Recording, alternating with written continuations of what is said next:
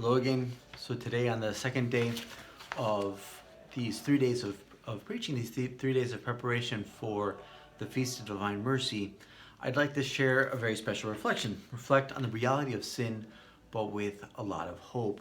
We just are coming out of Holy Week, and this is a time where we see everything that Christ did for us, how he really laid down his life for us.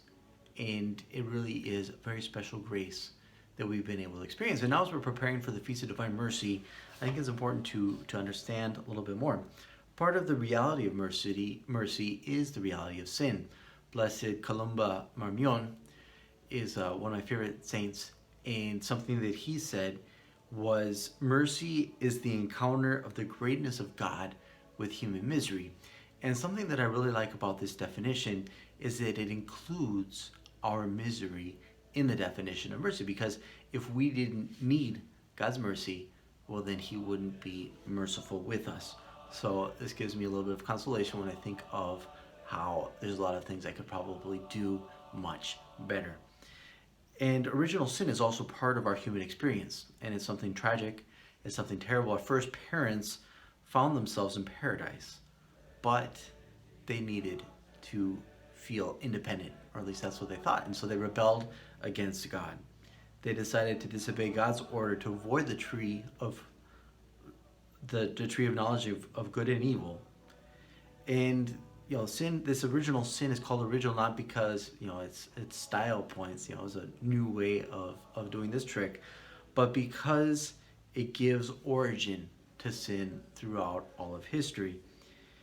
Great Christian author G.K. Chesterton wrote in his book Orthodoxy that modern masters of science are much impressed with the need of beginning all inquiry with a fact. The ancient masters of religion were quite equally impressed with that necessity. They began with the fact of sin, a fact as practical as potatoes.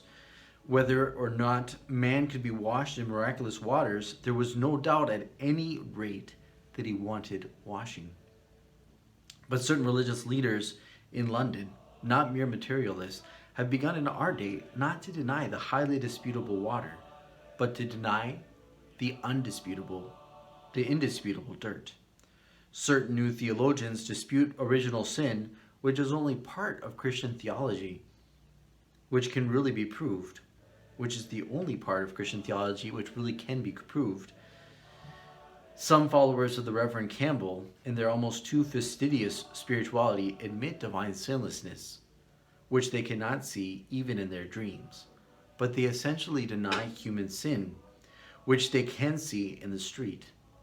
The strongest saints and the strongest skeptics alike took positive evil as the starting point of their argument.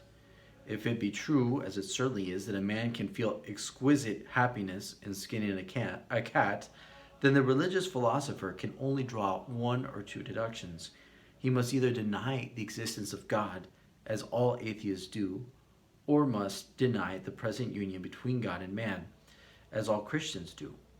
The new theologians seem to think it is a highly rationalistic solution to deny the cat. So as always, Chesterton, in a very humorous way, is able to profess the profound truth of Christianity. And he tells us that it's rational to assume the existence of sin. He says, if you don't believe in sin, just look at the streets. Look at what happens when we have, theft and violence. Unfortunately, this is all proof that sin does exist. He was reacting to a society that wanted to deny the reality of sin. Pope Pius XII said on the radio in 1946, perhaps the greatest sin in the world today is that men have begun to lose the sense of sin. And this is something we see every day in the news, these different new ideologies that are being pushed upon us and trying to make us think that everything's okay as long as you feel that is what is right for you. Terrible words that have caused so many suffering people in the last century. Our common experience makes us believe in sin. I always feel very identified with the words of St. Paul. Sometimes we do the evil we hate. Right? He wrote that to the Romans. Sin is the overwhelming sickness of humanity. We're in the middle of a pandemic, but even more than the physical pandemic, we're in a spiritual pandemic of sin. I'm infected, you're infected, we're all infected. Unfortunately, this sin pervades every act of selfishness, pride, and lust. But there's good news, and this is why, as we're preparing ourselves for the Feast of Divine Mercy, we should be filled with hope. Through the cross of his Son, God put a limit to the power of sin. One of the marvelous things about the resurrection is that it proves that God has power over death. His victory is definitive, while even death is only temporary. The victory over death shows the victory over sin as well. Both sin and death flow from the sin of our first parents, Adam and Eve. And in that same vein of hope, well, our sin draws upon us the merciful gaze of our Lord. Mercy is the encounter of God's greatness with human misery. And so as we are getting closer to the Feast of Divine Mercy, I think it's important for us to really contemplate the face of the risen Lord. Mercy is the solution to the world's problems. May the Feast of Divine Mercy bring peace to many people's hearts. God bless.